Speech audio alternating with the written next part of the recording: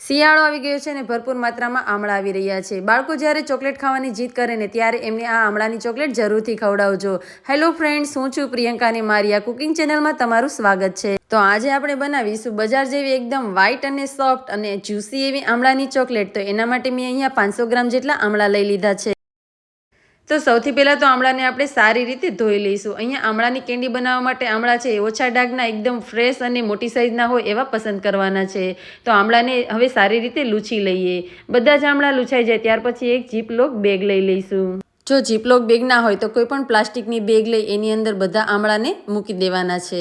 તો બધા જ આમળાને પ્લાસ્ટિકની બેગમાં નાખી બેગને એવી રીતે બંધ કરી દઈશું અને ત્યાર પછી ફ્રીઝરની અંદર 4 થી 5 કલાક માટે સેટ કરવા મૂકી દઈશું. આમળા ફ્રીઝરમાંથી કાઢ્યા બાદ આમળા બરફ જેવા થઈ જાય છે. તો હવે બધા જ આમળાને એક પ્લેટમાં કાઢી લઈએ.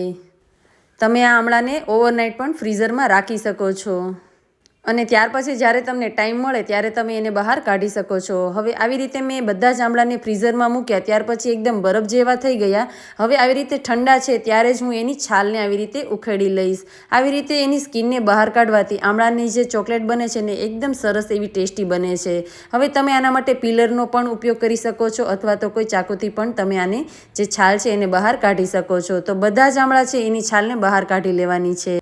તો હવે આમળાની મેં આવી રીતે બધી છાલ કાઢી લીધી છે. તો આવી રીતે સરસ એવું બની ગયું છે. તો આવી રીતે બધા આમળાની છાલ કાઢી લઈશું અને ત્યાર પછી જે છાલ છે એને સૂકવી દેવાની છે.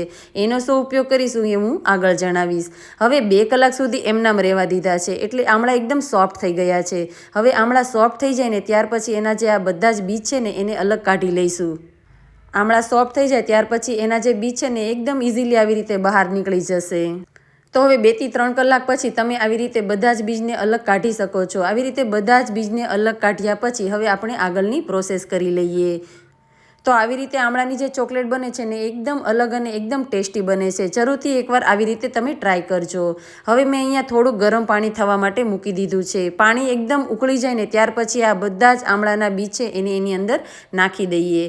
હવે ગેસની ફ્લેમને બંધ કરી દેવાની છે. આ ગરમ પાણીમાં 5 મિનિટ સુધી આમળાને રહેવા દેવાના છે. આમળા એકદમ સોફ્ટ થઈ જાય ત્યાર પછી એને બહાર કાઢી લઈશું. તો આમળાની કેન્ડીને સ્ટીમ કર્યા વગર કે બાફ્યા વગર જ જો બનાવવામાં આવે ને તો એકદમ સરસ બજાર જેવી ટેસ્ટી બને છે.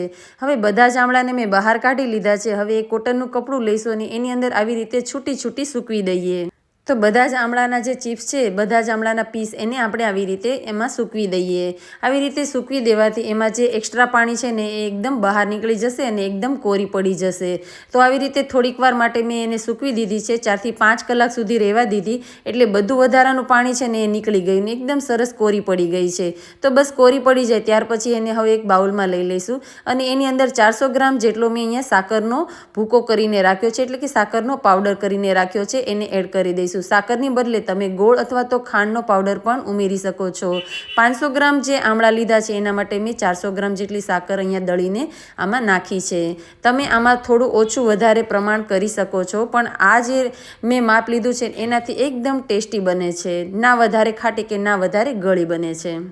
તો દળેલી સાકર નાખ્યા પછી એને સારી રીતે મિક્સ કરી દઈશું અને થોડીવાર માટે રહેવા દઈશું જેથી બધી સાકર છે એ સરસ રીતે ઓગળી જશે. હવે 1 કલાક પછી બધી સાકર ઓગળી ગઈ છે તો પાછું ફરીથી એને આવી રીતે મિક્સ કરી દઈએ અને હવે મેં આને એક ડબ્બામાં ટ્રાન્સફર કરી દીધી છે જેથી એમાં 2 થી 3 દિવસ સુધી રહેવા દઈશું. વચ્ચે વચ્ચે દિવસમાં 2 વાર મેં આવી રીતે હલાવી લીધું છે. તો 3 દિવસ સુધી આને એમ નામ રહેવા દેવાનું છે અને ઢાંકીને રાખીશું. અને હવે 3 દિવસ પછી એમાં એક મોટા લીંબુનો રસ મેં એડ કર્યો છે. જો તમારી પાસે નાના લીંબુ હોય તો 2 લીંબુનો રસ અને મોટો હોય તો મોટા 1 લીંબુનો રસ એમાં એડ કરી દેવાનો. 3 દિવસ પછી એને પણ મિક્સ કરી દઈશું અને ત્યાર પછી 1 દિવસ માટે હજી આમનામ રહેવા દઈશું. હવે લીંબુ નાખ્યા પછી ફરી 1 દિવસ રહેવા દીધા પછી મેં આમળાની બધી ચીપ છે એને આવી રીતે સૂકવી દીધી અને 2 કે 3 દિવસ સુધી સારી રીતે સૂકવ્યા પછી આવી એકદમ કોરી પડી ગઈ છે.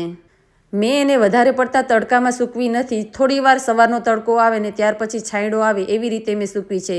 2-3 દિવસમાં સુકાઈ જાય એકદમ કોરી પડી જાય ને ત્યાર પછી એને હવે આપણે લઈ લઈએ. તો હવે બધી આમળાની કેન્ડીને એક પ્લેટમાં લઈ લઈશું અને ત્યાર પછી એના ઉપર 2 ચમચી જેટલી દળેલી સાકર સ્પ્રિંકલ કરીશું જેથી એકદમ સરસ એવું કોટિંગ થઈ જશે.